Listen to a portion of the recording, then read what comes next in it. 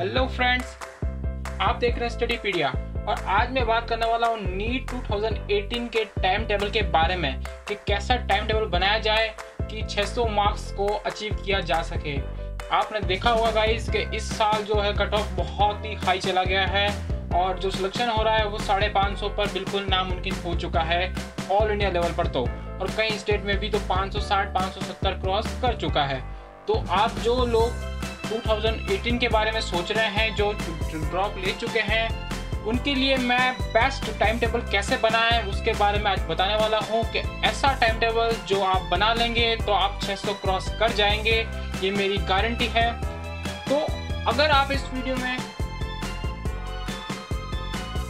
और फ्रेंड्स अगर आपको ये वीडियो बहुत अच्छा लगे तो आप प्लीज़ लाइक कीजिएगा, और ऐसे ही और वीडियो के लिए और नीट 2018 की जो प्रिपरेशन की टिप्स हैं उनके लिए जो टाइम टू टाइम जो वीडियोस हैं वो मैं अपलोड करता रहूँगा। तो प्लीज़ इस चैनल को सब्सक्राइब कर लीजिएगा ताकि आपके लिए फ्यूचर में बढ़िया रहे। तो चलिए ज़्यादा टाइम ख़राब नहीं करते हैं और फटाफट से हम स्टार्ट हो जाते हैं कि कैसे करना है टाइम टेबल। देखिए फ्रेंड्स, टाइम टेबल एक चीज़ ऐसी होती है जो सब स्टूडेंट्स के लिए डिफरेंट अलग अलग होती है, और किसी भी एक टाइम टेबल को रख कर उसको मैनेज कर सभी स्टूडेंट को उसके जैसा नहीं पढ़ाया जा सकता। तो सभी स्टूडेंट्स का टाइम टेबल होता है, उनका प्रिपरेशन टाइम होता है, वो सब डिफरेंट होता है, उसको सेम नहीं रखा जा सकता। तो अब आप अपना जो टाइम टेबल कैसे बनाया है मैं आपको इस वीडियो में बताऊंगा। पूरा वीडियो इसको एंड तक देखिएगा। अगर आपको रियली 600 मार्क्स तक पहुंचना है, आपको सेलेक्ट होना है तो आप इस वीडियो को पूरा देखिएगा, वरना आप प्लीज़ अभी ही स्किप कर दीजिएगा। तो चलिए, तो सबसे पहले देखिए फ्रेंड्स, टाइम टेबल बनाते वक्त दो बातें ज़रूर सामने आती हैं। एक बात होती है स्टूडेंट्स की जो स्टडी एफिशिएंसी है, ये सबसे बड़ा पावर है कि सब अलग अलग जो स्टूडेंट्स होते हैं उनकी स्टडी एफिशिएंसी, सबकी जो पावर क्षमता है वो पढ़ने की वो अलग अलग होती है। वो उसी के हिसाब से उनको टाइम टेबल बनाना चाहिए। तो पहली बात तो हुई ये, और दूसरी बात होती है कि जो स्लीपिंग टाइम है, सभी बच्चों का स्लीपिंग टाइम अलग अलग होता है। कोई 5 घंटे होता है, कोई 6 होता है, कोई 7 होता है, कोई 8 होता है। तो उसके हिसाब से भी टाइम टेबल मैनेज करता है। आप अपने आप को टाइम टेबल के हिसाब से अगर मैनेज करने लगोगे तो आपका जो हेल्थ है वो भी बिगड़ने लगेगी और आपकी स्टडी पे इफेक्ट पड़ेगा। तो ऐसा कुछ किया जाए कि आपकी हेल्थ पे भी कोई फर्क ना पड़े, आपके डेली रूटीन पे भी कोई इतना बड़ा फर्क ना पड़े, और आप अच्छे से टाइम टेबल बना के उसको कंप्लीट कर सको और उसको अप्लाई तो कर सको। अगर आप ऐसा टाइम टेबल बना दीजिए कि जिसको आप अप्लाई ही ना कर सको तो वो टाइम टेबल किस काम का, और 10-15 दिन आप उसको आजमाएंगे और उसके बाद आप सोचोगे यार ऐसा मेरे से हो नहीं रहा और मैं कैंसिल कर दूंगा। तो ऐसा बिल्कुल ना करें। तो अब टाइम टेबल फाइनली कैसे बनाएं, किस स्टूडेंट्स के लिए कैसे बनाएं, आपको मैं इतना कन्विंस कर दूंगा कि आप खुद ब खुद अपना टाइम टेबल बनाने के लिए रेडी हो जाएंगे। आपको कहीं भी फिरना नहीं पड़ेगा कि कैसा टाइम टेबल चाहिए। तो सबसे पहले टाइम टेबल बनाने से पहले सबसे बात आती है कि 12th में परसेंटेज कितने हैं, और अगर आपने ड्रॉप किया था इस साल तो आपके नीट में मार्क्स कितने हैं। इफ़ कि आपके 12th में मार्क्स जो परसेंटेज है वो 85 से ऊपर है तो आपको 7 से 8 घंटे स्टडी की ज़रूरत पड़ेगी, और ये मैक्सिमम है, और मिनिमम कह सकते हैं ये 7 से 8 के बीच में आपको ज़रूरत पड़ेगी, और आप आसानी से इसका बीच पढ़कर आप 600 तक पहुँच सकते हैं। बात करते हैं उन बच्चों की जो लाए हैं 75 प्लस, तो उनको भाई 10 घंटे पढ़ना पड़ेगा।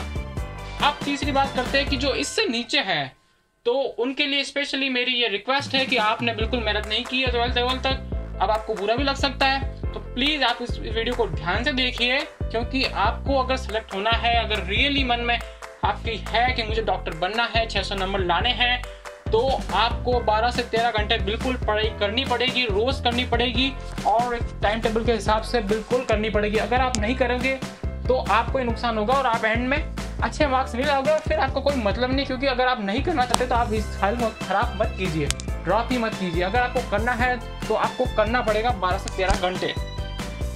उसके बाद मैं बात करता हूँ कि देखिए, आप जो टाइम टेबल बनाते हैं उसमें आप जो सब्जेक्ट्स हैं उनको एक मतलब इंडिविजुअली आप उसको मत पढ़िए। ऐसा नहीं है कि आपने 5 से 6 मान लीजिए फिजिक्स पढ़ लिया, 6 से 7 बायो पढ़ लिया, 7 से 8 केमिस्ट्री पढ़ लिया।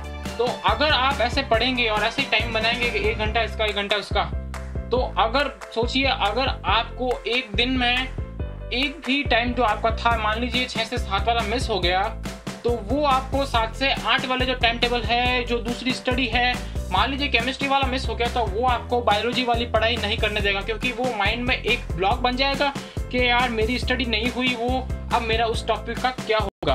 तो प्लीज़ ऐसे स्टडी मत कीजिएगा, ना ही ऐसे टाइम टेबल बनाइएगा कि वो एकदम पास में भी हो और ऐसे कंटिन्यूसली चले, ऐसा मत बनाइएगा। आप जो स्टूडेंट्स हैं वो उठने और सोने का टाइम फिक्स कर लीजिएगा, क्योंकि सोने का जो टाइम है वो 11:15 रात को बढ़िया एकदम बेस्ट टाइम है, क्योंकि उस तक तो आपको पढ़ना पड़ेगा। और उसके बाद में पढ़ना बिल्कुल ख़राब है, क्योंकि आपको सुबह उठकर जो आप इंस्टीट्यूट जाते हैं वहाँ जाना भी बड़ा ज़रूरी है, फिर घर पे बैठ के पढ़ते हैं, तो सुबह के जो उठ के जो पढ़ने का टाइम है वो बेस्ट रहता है। लेकिन जो मिनिमम जो सोने का टाइम है वो 6 से 6.5 घंटे होना चाहिए। इसीलिए आप रात को 11:15 सो जाइए, तो आप 12 बजे तक आसानी से नींद आ जाएगी। और उसके बाद में आप 6:30 बजे उठिए। 6:30 बजे उठकर आप बिल्कुल उठ जाइए और एकदम से, क्योंकि कोई टाइम खराब करना नहीं। एक भी दिन आपको ऐसा नहीं सोचना कि आज तो मैं 6:30 नहीं, आज तो मैं 8 बजे से उठ जाएगा, ऐसा आपको करना नहीं है। अगर आप उस टाइम अगर आपको ऐसी सोच आती है माइंड में, तो आप सिर्फ वही चीज़ सोचिए कि यार 600 मार्क्स नीट में, बस आपका हैंगओवर उतर जाएगा। आप फिर उठ जाइए। उसके बाद में अगर आप इंस्टीट्यूट है तो आप इंस्टीट्यूट का काम कीजिए सुबह, और आप फिर वापस आते हैं 2 बजे तक आप शायद फ्री हो जाएंगे। उसके बाद आपको करना क्या है कि 3 बजे से आपको बैठना है। अब 3 बजे से 6 बजे तक का आप बढ़ाइए, तो 3 से 6 मैं एक सब्जेक्ट पढ़ूंगा, और 6 से 9 दूसरा सब्जेक्ट पढ़ूंगा, और 9 से 12 तीसरा सब्जेक्ट। अब वो सब्जेक्ट कौन कौन से होंगे वो आप पे डिपेंड करता है, वो आपकी एफिशिएंसी पे डिपेंड करता है, वो आपके मूड पे डिपेंड करता है कि आप कौन से सब्जेक्ट को किस टाइम पढ़ना चाहते हैं। वो सबका डिफरेंट होगा। अगर मैं किसी का बना के दे दूंगा और आप उसको जो आप जल्दबाजी में उसको अप्लाई करेंगे तो आपको नुकसान ही होगा। आपको जो बेटर लगता है वो आप कीजिए। और दूसरी बात वो कि जो सब्जेक्ट्स हैं वो बायोलॉजी है, बायोलॉजी में सिर्फ आपको रीड एंड रिवाइज, इसके अलावा कुछ नहीं करना है, क्योंकि जितना ज़्यादा रिवाइज करोगे उतना ही बेटर होगा आपकी जो प्रिपरेशन है। उसके बाद में जो फिजिक्स की बात करते हैं, फिजिक्स में जो है आपकी कैलकुलेशन मैटर करती है, क्योंकि जो फिजिक्स के जो थ्योरेटिकल क्वेश्चन है वो जो उसमें रीड करने की पावर चाहिए होती है। अगर आप बायो को क्लियर कर जाएंगे तो फिजिक्स में भी ऑब्वियसली आप बहुत ईजीली जो रीडिंग वाले जो क्वेश्चन हैं उसको बड़े आसानी से कर लेंगे। लेकिन जो भी मोस्टली स्टूडेंट की प्रॉब्लम आती है वो प्रॉब्लम है कि जो कैलकुलेटिव क्वेश्चंस है, जो न्यूमेरिकल क्वेश्चंस हैं वो अपन से नहीं होते। तो न्यूमेरिकल क्वेश्चंस के लिए आपको मैक्सिमम टाइम देना पड़ेगा। तो फिजिक्स का जो भी आप टाइम टेबल बनाते हो, जो मैंने जो 3 टाइम बताया, इन 3 टाइम से पहले जो भी आपको टाइम मिले, जिसमें भी आप फिजिक्स को टाइम देते हो, उस टाइम आप न्यूमेरिकल्स को बिल्कुल ध्यान दीजिएगा, क्योंकि आपकी जो टाइम टेबल में है वो न्यूमेरिकल को जगह देना बड़े ही अहमियत है। रोज के अगर आप अपना टारगेट बनाइए कि आज मेरे को 10 न्यूमेरिकल करने हैं, कल मुझे 20 करना है, कल मुझे 50 करना है। ऐसे आपका एक पर्सनली टारगेट होना चाहिए।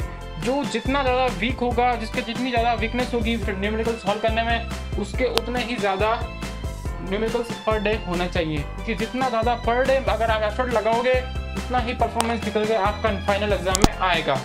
उसके बाद में बात करते हैं केमिस्ट्री की। केमिस्ट्री में जो है वो फिजिक्स और बायो का मिक्स है, क्योंकि उसमें कैलकुलेशन भी है और उसमें रीडिंग भी है, तो उसको दोनों के मिक्स जैसा आपको पढ़ना है। तो ये बात हो गई तीनों सब्जेक्ट्स की और पूरे टाइम टेबल की, कि आपको कैसे उठना है, कैसे पढ़ना है और कैसे टाइम को मैनेज करना है। इसके अलावा जो और भी बातें होंगी वो आपको मैं नेक्स्ट वीडियो में बताता रहूँगा। प्लीज़ अगर आपको ये वीडियो बिल्कुल पसंद आया हो तब प्लीज़ इसको लाइक करके मेरा मनोबल बढ़ा सकते हैं, और अगर आपको ऐसे वीडियो लगातार मिलते रहे तो उसके लिए आप प्लीज़ सब्सक्राइब करना ना भूलें।